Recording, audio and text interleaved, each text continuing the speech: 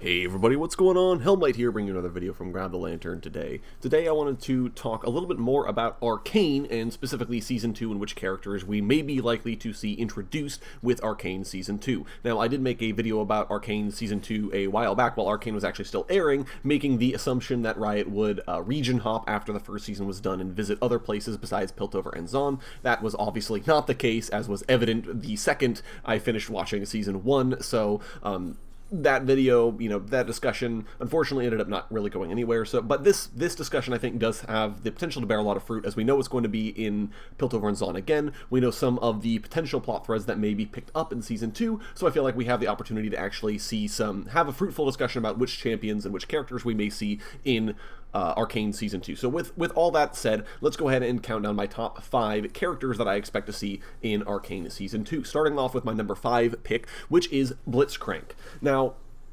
this is a bit of a weird one, and I don't consider Blitzcrank to be very impactful to the story at all, but the reason I think Blitzcrank would be an interesting inclusion in Arcane Season 2 is because Blitzcrank is created by Victor, who obviously is one of the major characters in Arcane. And importantly, Blitzcrank was created in a similar vein to generally what Victor's motivations are in Arcane, was created to help people. That is essentially why Blitzcrank was made, and Victor was pleasantly surprised to discover that Blitzcrank became sort of sentient in his own right. And then the Chem Barons got wind of Blitz and said, hey, well, we want to basically make a weapon out of him. But before Victor could give up his son, Blitzcrank had disappeared himself, realizing what he needed to do.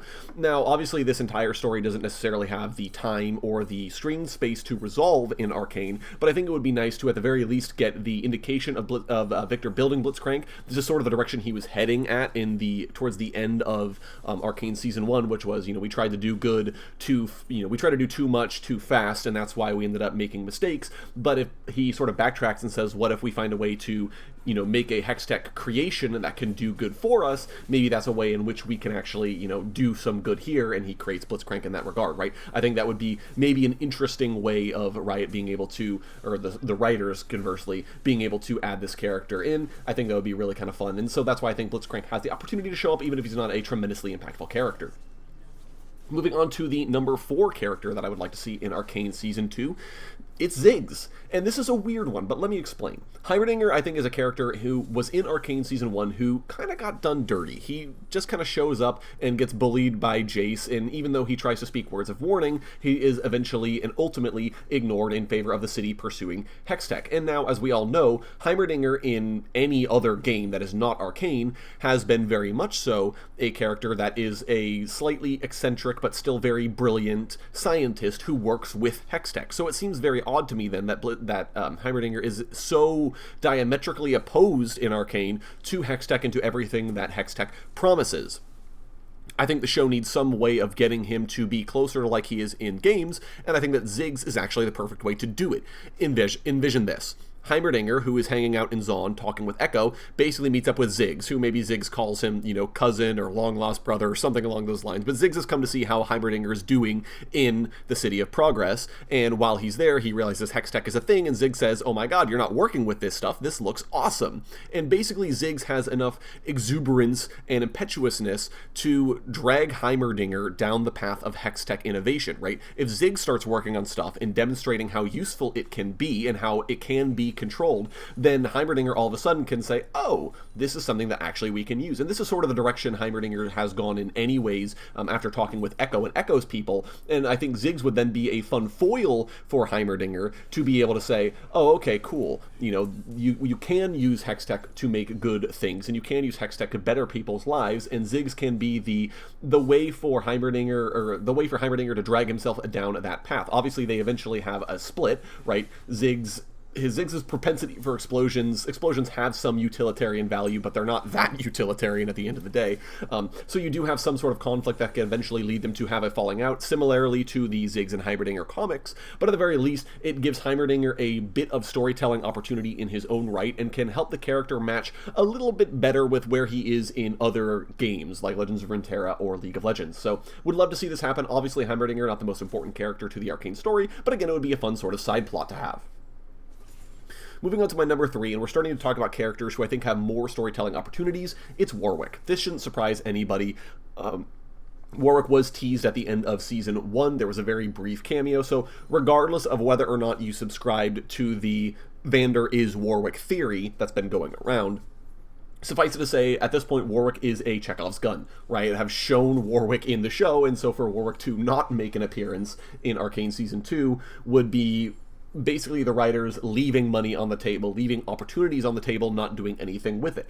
If you do subscribe to the Vander is Warwick theory, then you do have the opportunity for Riot to do some fun storytelling. Let's say, for example, Warwick being unleashed to try and hunt down Jinx, or to try and hunt down Vi, let's say, and then finding them, and then not being able to kill them before running away. You don't even have to confirm that it is or is not Vander, but that's enough fodder for fans to get excited and to start speculating wildly again about what the situation might actually be between these characters. I also think Warwick could be a fun sort of side plot if all of a sudden people start getting mauled by a werewolf in the Undercity, right? How does this affect Zaun's growth? How does this affect everything else that's going on in Piltover and Zaun, right? There's a lot of possibility, I think, for Warwick as a character, even disregarding the potential story implications. So would be really happy to see him one way or another, even if it's just confirming that he is not or is Vander, right? Obviously, those would both be pretty cool, but not particularly sold on it either way. Moving on to the number 2 champion, who does connect with the number 1 slot that I've got, but it's Camille. And you guys probably already know where I'm going with this, but at the very least, Camille, I think, could work independently of the number 1 spot. And that's because Camille, at least as far as League of Legends canon is confirmed, it's her family who discovered the Hex Crystals in the first place, and who essentially helped pioneer Hextech. Now, obviously, in the League of Legends lore, the crystals were given to the Academy of Techmaturgy. They couldn't figure out what the crystals could be used for, or they knew they were powerful, but they didn't know how to access that power, and so they handed the crystals to Jace, their brightest student, and said, try it out. Worst case scenario, you can't figure it out either, and we feel smarter, and best case scenario, you actually do figure it out, and of course Jace did. Now in Arcane, the question remains as to where Jace got all of his Hex Crystals to start with. Where did those come from? There is a lot of talk about them being sort of illegal or illicit equipment that he acquired in order to make his magical studies, and while it doesn't directly say the Hex Crystals were part of it, they very well could be. To me, Jace needed to get those from somewhere, and if Clan Pharos happened to find these very powerful magical artifacts, maybe they don't know what to do with them either. They sell them on the black market, or maybe they give them away or get rid of them somehow and they find their way into the Undercity, where Jace buys them, and all of a sudden then, Clan Pharos, realizing that Hex Crystals are important, can say, oh, well hey, if you need more of those, Jace, we know where to find them. And now this is a big, important secret, and here's where Camille comes in. Camille is Clan Pharos' intelligencer, which is basically a role for Piltovan great families that is in charge of maintaining the secrets, or otherwise the industries of the families, right? Camille is in charge of this. Camille is the one who would know the exact details of the Hex Crystals, right? She knows exactly where they come from and what the secrets are behind those Hex Crystals, and therefore she has the ability to, she's the one who is most likely to be invested in the secrets of the Hex Crystals, right? And if someone starts asking pointed questions about where they come from, she's the one who would be investigating. I don't think she necessarily needs to be a big character, but I do think that the scientist lads, right, Victor and Jace, of course, I think that it makes sense for them to start asking questions about, well, where do the Hex Crystals come from, right? Where did this power come from, right? We know we buy it from Clan Pharos, but where do they get it? And once they start asking those important questions, Camille can factor in as potentially a cameo character, which I think would give her a very interesting take on the story overall and add a different dynamic to it, especially if Jace and Victor ever do discover where their scientific projects have been coming from. And that leads me into the number 1 spot, which shouldn't be surprising, except for the fact that I'm cheating a little bit, and the number 1 spot is Seraphine and Skarner. I feel like you need these two together because of storytelling opportunities present with them. Skarner obviously makes sense as a way for Jace and Victor to start asking those questions, right? If a giant scorpion shows up breaking down your door, asking you where his people are and trying to steal as many Hex Crystals as possible, well, you're going to start asking some questions about exactly what those Hex Crystals are and why there's a giant purple scorpion in your lab, right? Seraphine, conversely, I think works because Seraphine is the one who can not only hear the Brackern song, but who also has a little bit more of a connection between them, right? Seraphine understands this at a bit more of a personal level, and Seraphine would probably be likely to understand immediately, like right off the bat, what it is that Skarner is, right? As soon as she saw him, she'd be like, oh, wait, hold on, this is the exact same as the Hex Crystals that I have. Oh no, what's going on here? And that then allows Seraphine to be the bridge, right? If you have Skarner trying to break shit and the scientist trying to figure out exactly what's going on, Seraphine is the one who can reveal it and say, you don't understand, the Hex Crystals are Skarner's people, and wherever you've been getting them from, it's literally cost his people their lives, right?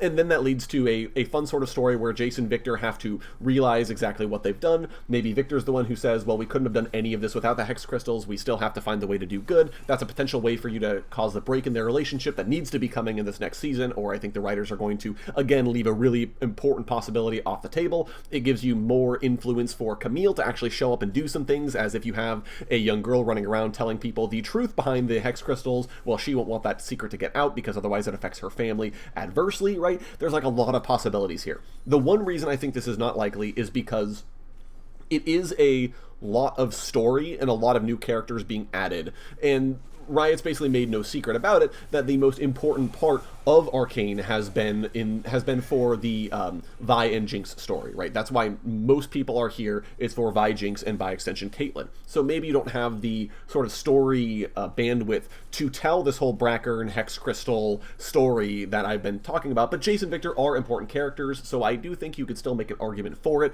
Maybe you don't make Seraphine and Camille and Skarner the most important characters of the show, of course, but you do have the ability to tell this story, and I think that would be a really cool option for Riot to do in Arcane Season 2. But anyways, those are my top 5 characters I'd like to see in Arcane Season 2. You guys will have to let me know which characters you're most excited to see down in the comments section below. Go ahead and let me know if there's any other characters that you want to see included in Arcane or that have been hinted to show up in Arcane that I've completely missed. Let me know down in the comments. If you enjoyed the video today, go ahead and leave it a like. And if you really enjoyed the video, consider subscribing. I upload a video every Monday, Friday, and on patch days as well. Once again, thank you guys so very much for watching. I do appreciate it. And I'll talk to you all later.